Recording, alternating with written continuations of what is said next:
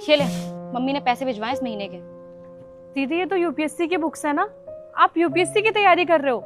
आप कोचिंग कहाँ से लेते हो? ये जो पास वाली कोचिंग है वहां से? एक सेकंड, मुझे पहले ये वाली बात बता कि तुझे कैसे पता कि यूपीएससी की बुक्स हैं?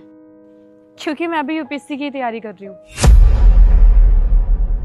तू, हे भगवान, इसके मुंह से यूपीएससी सुनने में कितना गवार सा लग रहा है ना। सही कह रही है हनी। अब इन जैसे छोटे लोग यूपीएससी की तैयारी करेंगे क्या? और इसे कैसे पता कि यूपीएससी की कोचिंग यहीं पर है? क्योंकि मैं भी यूपीएससी की तैयारी कर रही हूँ भैया। मैंने बहुत ट्राई किया कि उस कोचिंग में मेरा भी एडमिशन हो जाए, लेकिन पैसों की कमी की वजह से एडमिशन तो हो नहीं पाया। पर मुझे फर्क नहीं पड़ता क्योंकि उस कोचिंग जैसे सेम एग्जैक्ट नोट मेरे पास ऑलरेडी है। अच्छा, बातें तो तू बहुत अच्छी कर लेती है। वैसे एक बात बता, तुझे यूपीएससी की फुल फॉर्म भी पता है? हाँ पता है ना, यूनियन पब्लिक। बस मुझे अच्छे से पता है कि तुझे कुछ भी नहीं पता। तुम जैसे गरीबों के पता है क्या काम होते हैं? रोडों पे सफाई करना, घर में झाड़ू पोछा करना। अरे सपने देखना बुरी बात नहीं होती, लेकिन अपनी औकात से बाहर के सपने देखना बहुत बुरी बात होती है। अगर तुझे सपने देखने हैं ना तो अपनी औकात में रह के देख। और यूपीएससी क्लियर करना ना बच्चों का खेल नहीं होता। दीदी देखिए, काम ना छोटा या बड़ा नहीं होता। अगर मैं ये काम कर रही हूँ तो कुछ गलत नहीं कर रही, अपनी मेहनत से काम कर रही हूँ और मेहनत के पैसे कमा रही हूँ। और दूसरी बात ये कि आप ऐसे इस तरीके से मुझसे बात नहीं कर सकती। ओ हेलो, हमसे ना ज्यादा बोलने की जरूरत नहीं है और ऊंची आवाज में बात करने की तो बिल्कुल भी जरूरत नहीं है। आवाज थोड़ी नीची, समझी?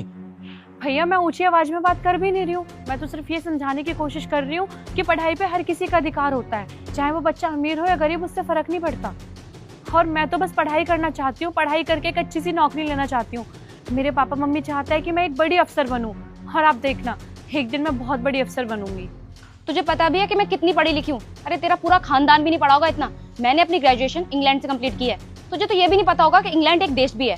अरे झुग्गी झोपड़ी से बाहर आओ, दुनिया देखो, तभी तो तुम्हें पता चलेगा कि ऐसे भी देश होते हैं।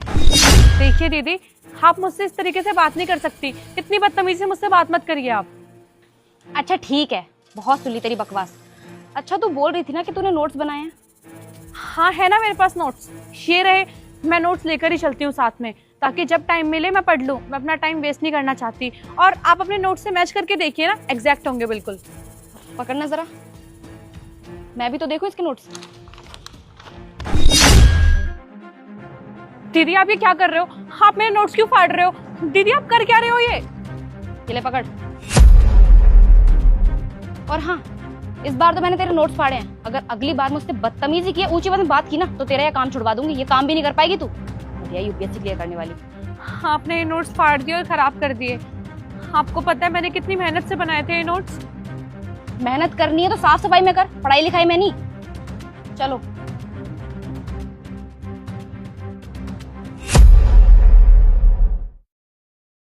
हनी, ये बिल्डिंग देख रही हो? इस बिल्डिंग को तोड़वा के ना एक 5 स्टार होटल बनवाऊंगा, फिर दोनों बैठ के आराम से पैसे खाएंगे। यार वो सब तो ठीक है, लेकिन ये जो तेरी बिल्डिंग है ना, ये इलीगल है। अगर किसी को पता चला ना तो लेने के देने पड़ सकते हैं। अरे इलीगल है तो क्या हो गया? मुझे उस बात का कोई डर नहीं है।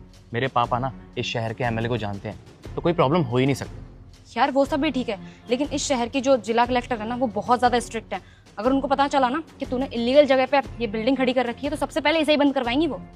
अरे तो क्या हो गया, कुछ पैसे खिला के उसका मुंह बंद करवा देंगे। और वैसे भी पहले भी मैं बहुत सारी इलीगल बिल्डिंग बना चुका हूँ। अरे वो कौन खड़ा है? वो तो तेरी प्रॉपर्टी है ना। हाँ चल जाके देखते हैं। ओए, कौन हो तुम दोनों और यहाँ मेरी प्रॉपर्टी पे क्या कर रहे हो? अच्छा तो ये इलीगल प्रॉपर्टी आप